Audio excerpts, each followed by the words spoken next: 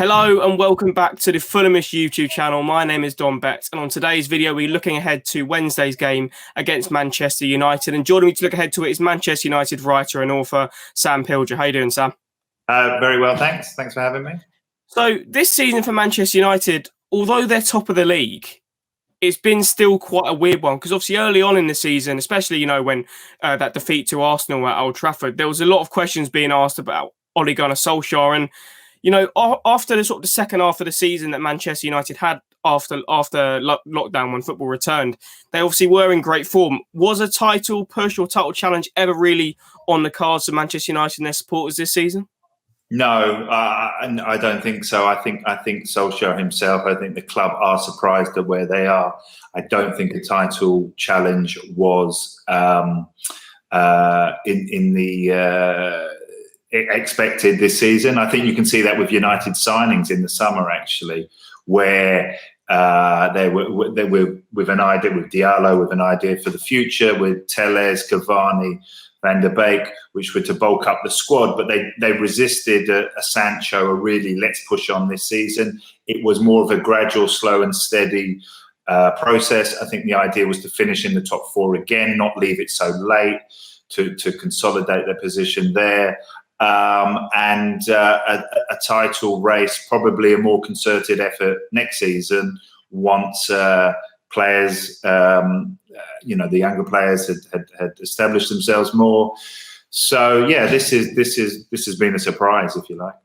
Do you think they've kind of surprisingly just found themselves in a title race? Obviously, they're on such a good run of form going into obviously this Liverpool game. Do you think they've sort of just stumbled their way to being top of the league? Well, it's not a bad stumble. I know what you mean, though. I mean, the truth is United haven't played that well this season. The results against the top six haven't been very good. I think it's one goal in open play against the top six. They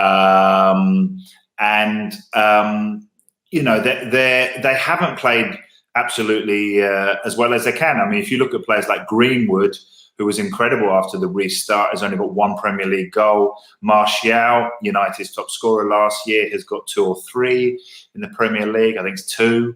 And this is in a combined sort of 24, 25 goals between them. The promising aspect is if players like Greenwood and Martial kick on and really spark in the second half of this season, United possibly could make it more of a title challenge. That's got to be the positive view. But yeah, I mean, if you look, players like that haven't really come to life yet. Rashford's played well. Cavani has been a good addition, but hasn't actually scored when he's started a game. His goals have all come as an impact sub. He has been trusted with starting games, but he hasn't scored in those yet. Obviously, Bruno Fernandes has been fantastic. Pogba's come good of late. The defence after the Tottenham humiliation, has improved, but there's huge scope for improvement. United are top of the table without having played particularly well.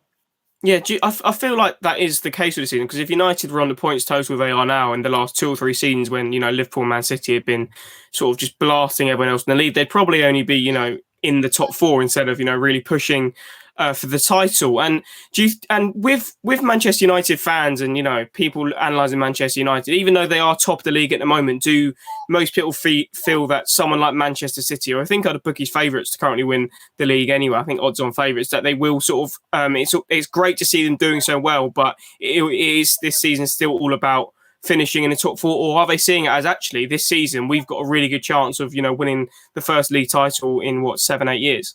8 years, yeah, that's right. I think the truth is, I mean, as a United fan myself and a United writer, I speak for myself in that I think it's highly, highly unlikely United will win the title. I think that's a view shared by most United fans, that this has been beyond their expectations so far.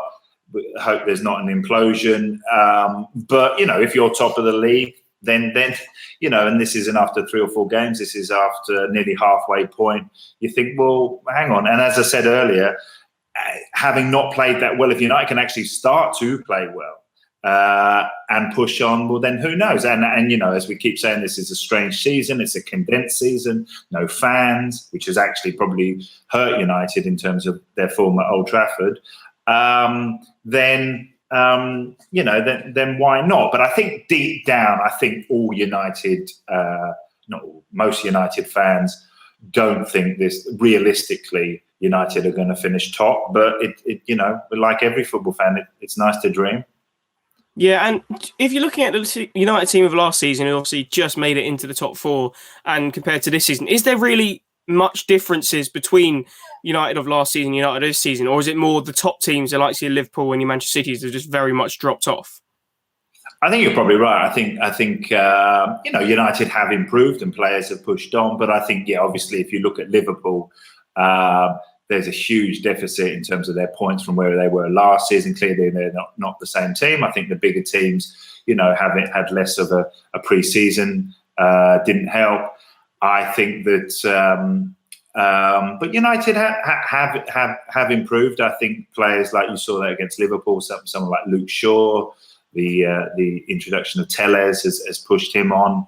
I think the defence has improved. De Gea, again, with Dean Henderson coming back, has improved.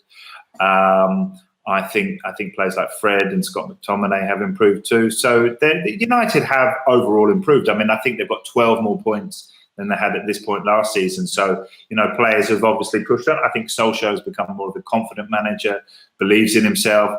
I feel that, it wasn't that long ago that, Mauricio Pochettino was there as the next manager in waiting, and I thought that put a bit of pressure on him. Obviously, he's gone to PSG now.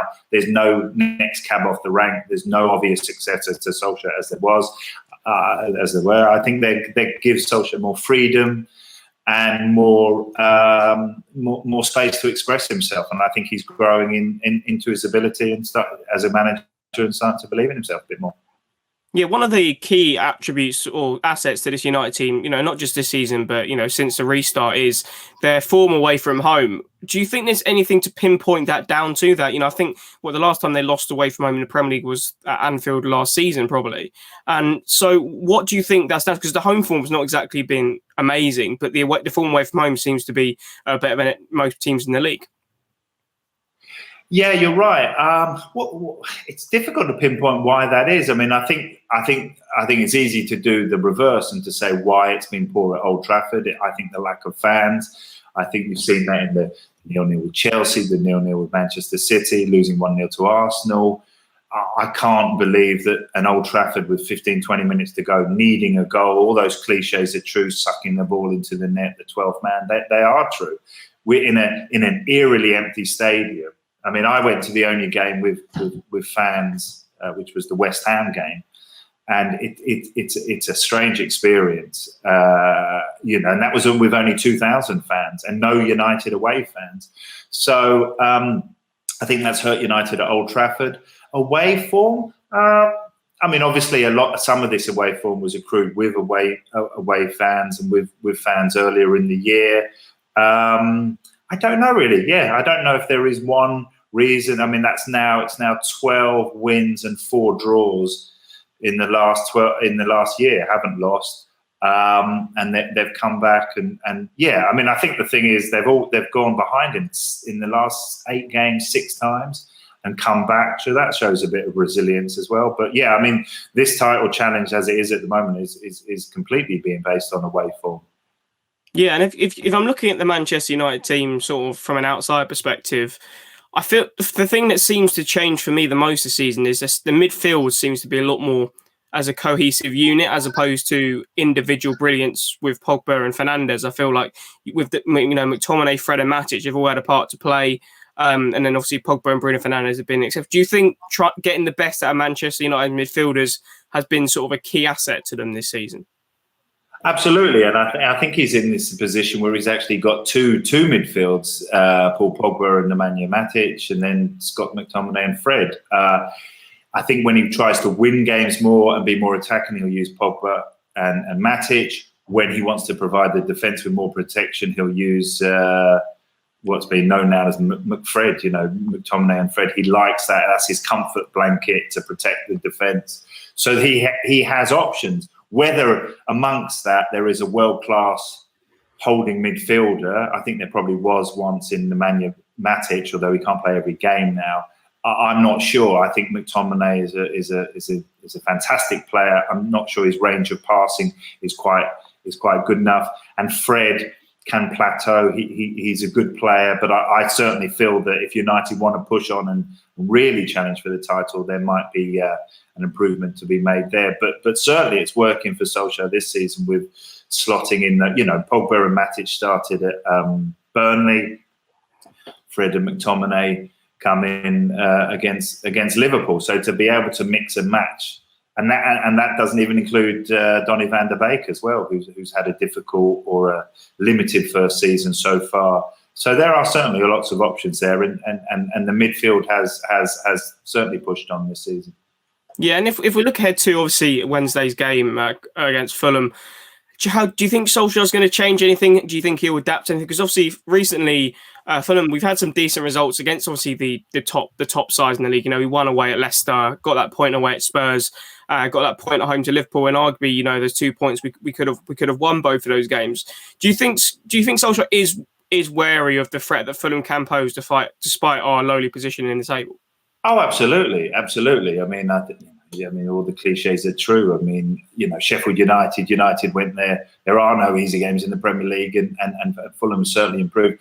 United went to Sheffield United when they had 2 points still. They hadn't won a game and squeaked through 3-2 and went behind. So certainly, and Fulham and Sheffield United were then.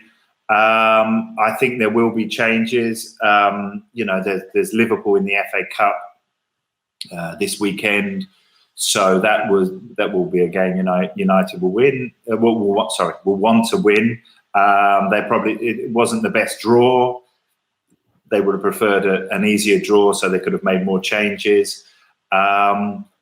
But Solskjaer knows this isn't a title race now. I think his priority probably will be the league now, knowing that maybe he'll rest a few more players with Liverpool. But this is the strength of United's squad now. You have Brazilian international and Alex Telles to come in for, arguably one of United's best players this season, Luke Shaw.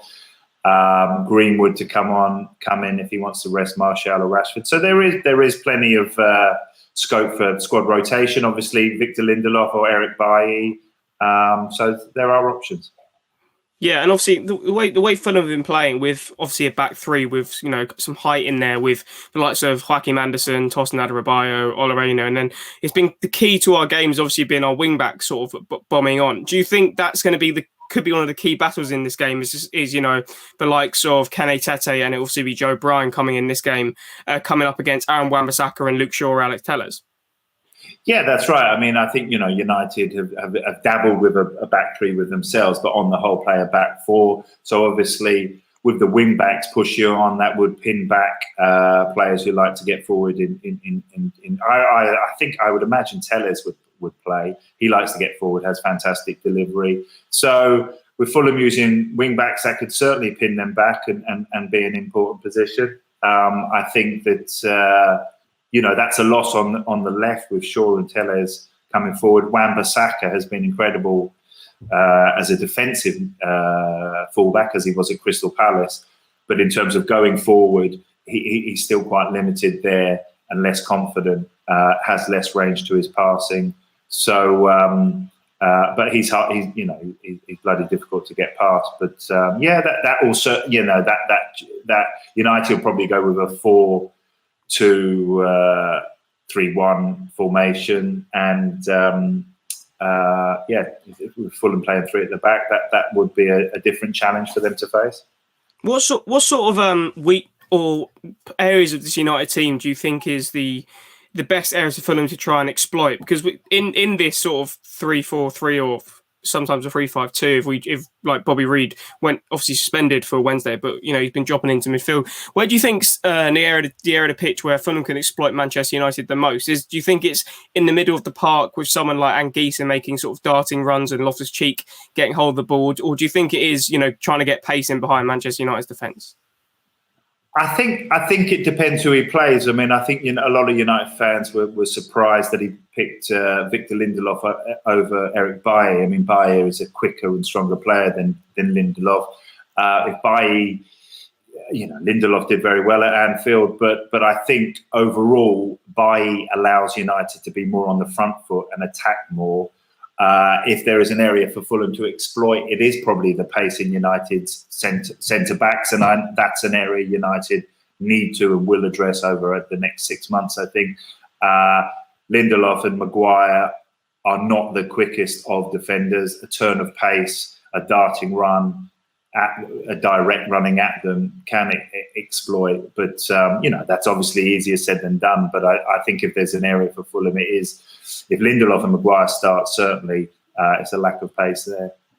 So if you're looking to how Manchester United are going to line up against Fulham on Wednesday night, what's if you were to predict an 11, what sort of team would you expect Solskjaer to be fielding?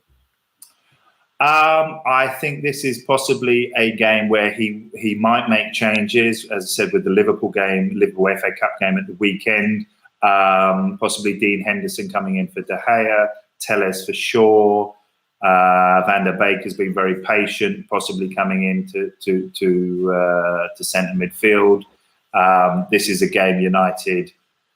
I think Matic might come back. As I said, Fred and McTominay used more in a defensive mode. I think this will game United will want to attack and try and win as early as possible. But they haven't been winning games. The games have been narrow wins. 1-0 over Wolves, 2-1 Aston Villa, 1-0 Burnley. So they've been tight games. But I think they'll go on the front foot. And there certainly should be changes because, of course, this schedule at the moment is absolutely brutal. Weekends, Tuesday, Wednesday, weekends, Tuesday, Wednesday. So I think there will be to freshen up. But yeah, I'd expect Henderson, Telles, probably Van der Beek to come in. And if you were to push you for a score prediction for the game, Sam, what are you going to go with? I think it'll be tight. Fulham certainly have improved of late. I think it's a real shame. I mean, Craven Cottage is one of my most favourite away days. It's such a shame no fans there, but that's the case for everybody. I'd say 2-1 United, and another narrow one. It'll be tight, certainly. Yeah, we're definitely a team at the moment who don't. If we do lose a game, it is by the one goal. We had the 5 draws. Obviously, unfortunately, lost to Chelsea. I think if Robinson didn't get that red card in that game, we probably could have gone on and won that game against Chelsea. Because again, Mason Mount was the only player on the pitch who actually looked like who had any quality on it at the time. But thanks very much for coming on, Sam. If anyone wants to follow you on Twitter or social media, do you want to let them know where they can find you? Yeah, absolutely. At Sam Pilger. Come along, join the fun. Yeah, so it should be a good game on Wednesday night. This is a big game for both teams. Obviously, Fulham with the loss to Chelsea, we're looking to bounce back, and obviously Fulham have got these 2 huge games coming up after the Manchester United game against Brighton and West Brom, which is the literal definition of relegation, 6 pointers. But thanks very much to Sam Pilger for coming on. This has been our preview for Fulham versus Manchester United at Craven Cottage. Come on, you Whites.